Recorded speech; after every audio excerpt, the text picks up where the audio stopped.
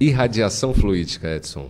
O que significa isso aí? Às vezes na casa espírita a gente ouve esse termo, mas não explicam.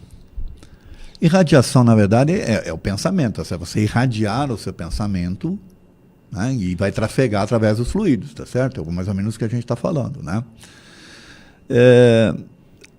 Eu vou sair um pouco fora da doutrina para explicar um pouco isso aí de uma outra maneira, tá? Existem estudos, Cláudio, que estão sendo feitos aí já há alguns anos. O primeiro deles, quem fez, foi um tal de Randolph Bird, é um médico americano, em 1988.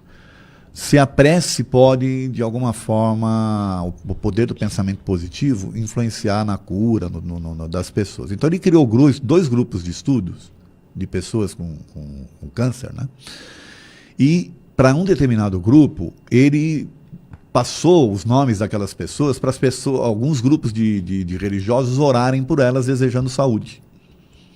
E para o outro grupo não. Tá certo?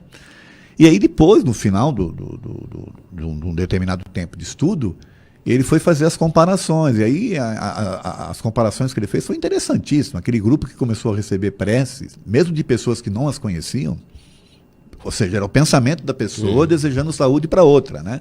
Só pelo nome, tá? Tiveram menos complicações, quer dizer, vou dizer assim que houve cura, mas as pessoas tiveram menos complicações, até com pessoas com câncer semelhantes e tal, né? De um grupo teve menos complicações, do outro teve mais e tal. Ali ele começou mais ou menos a concluir de que o pensamento exerce uma certa influência, tanto positiva aí nesse sentido, tá? Hoje existem outros estudos sendo feitos na Universidade de Duke, na Universidade de Stanford, justamente tratando desse tema. Existe uma outra tese, Cláudio, de que o pensamento influencia inclusive nas nossas células. Tá certo? Então, por aí o que é irradiação fluídica? É o pensamento sendo, né, trafegando através dos fluidos e irradiando-se, tá certo? É mais ou menos isso. E eu usei essa questão aí do pensamento positivo, né, sendo testado aí nas universidades, para dar uma ideia do que é isso. Tá? Quando você, por exemplo, vai dar o passe magnético, lá no centro espírita, o pessoal acha que é só transfusão de magnetismo, tá certo? Mas o que é que faz esse magnetismo ser transmitido? Essa é a grande questão que a gente tem que levar em consideração. É verdade. É um negócio que você faz assim e começa a sair de você automaticamente, ou você imprime à vontade e que irradia aquilo, entendeu? Tem que pensar nisso daí. Bem tá assim. certo? O Kardec fala que nós temos uma atmosfera pessoal, a nossa atmosfera fluídica. O que vem a ser essa atmosfera fluídica? O resultado dos nossos pensamentos. Através das nossas ações, nós construímos em torno de nós o resultado do que nós somos. Essa atmosfera nos acompanha. Quando a gente quer, por ato da vontade, ajudar alguém, a gente usa dessa construção para irradiar para o nosso próximo. Por exemplo, na fluidoterapia. Isso é a irradiação fluídica. É o uso da minha construção e do meu desejo em prol da ajuda do próximo. Ou de atrapalhar o próximo também. Então, a irradiação nada mais é do que os lançamentos do que eu construí para a atmosfera, para o próximo, para a comunhão de pensamentos. Nada mais do que isso. Então, a moral influencia nos fluidos. Claro.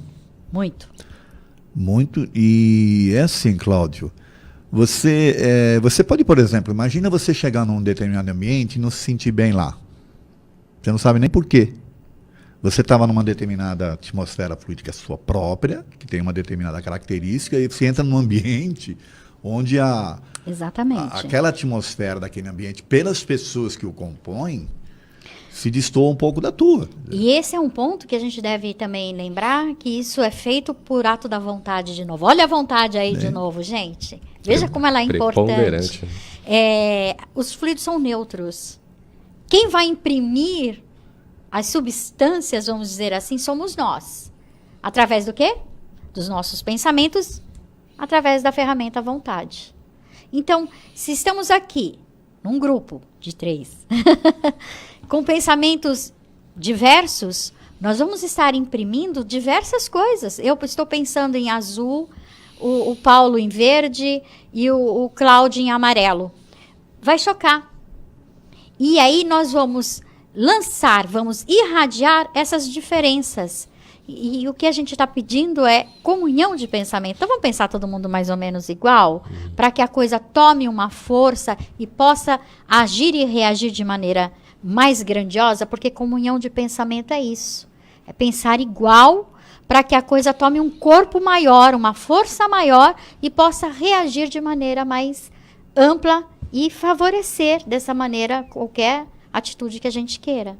É a vontade que gera o pensamento no espírito ou é o contrário? Ele começa pelo pensamento e depois se transmuta em vontade. Quer dizer, se você só pensar e não repensar no assunto... E não desejar, não ter um talvez não propósito. venha a vontade, entende? Não basta você só pensar, eu quero ser feliz. Mas se você não fizer nada... É o Você livro O feliz? Segredo, tá aqui. O livro O Segredo está na Revista Espírita, Kardec, muito tempo atrás. né? Aliás, Jesus já falava, né? Batei e abrir-se-vos-á, pedi e obtereis. Quer dizer, então, basta só pedir? Não, você tem que bater e... Você tem que pôr a ação. Tem que pôr a ação, né? Para poder fazer as coisas acontecerem, tá certo? Deixa eu só repetir o WhatsApp aqui. Aliás, deixa eu falar uma coisa. Diga. A Kátia, ela tá pensando no Paulo. Ah, é? Toda hora. O Paulo Henrique Figueiredo, né? É o próprio. Está do sobrenome Figueiredo. Por isso que ele tava rindo, gente. Deixa eu mandar comemorando aniversário no dia de hoje. O Edson, antes do intervalo, ia fazer um comentário.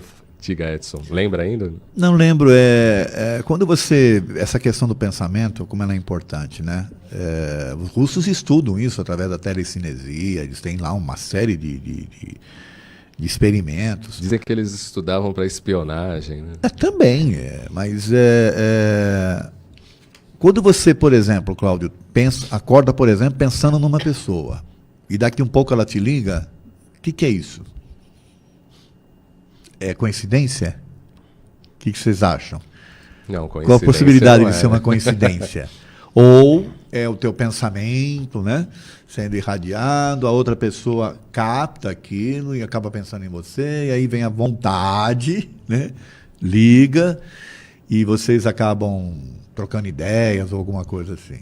Então, veja, de novo, o pensamento, né, como sendo uma ferramenta de extrema importância para o nosso dia a dia. O dia que nós descobrimos isso, o dia que nós realmente aprendermos a usar o pensamento de forma positiva, você pode ter certeza que nós vamos transformar o mundo. Quer dizer, a gente se transforma e ajuda a transformar o mundo.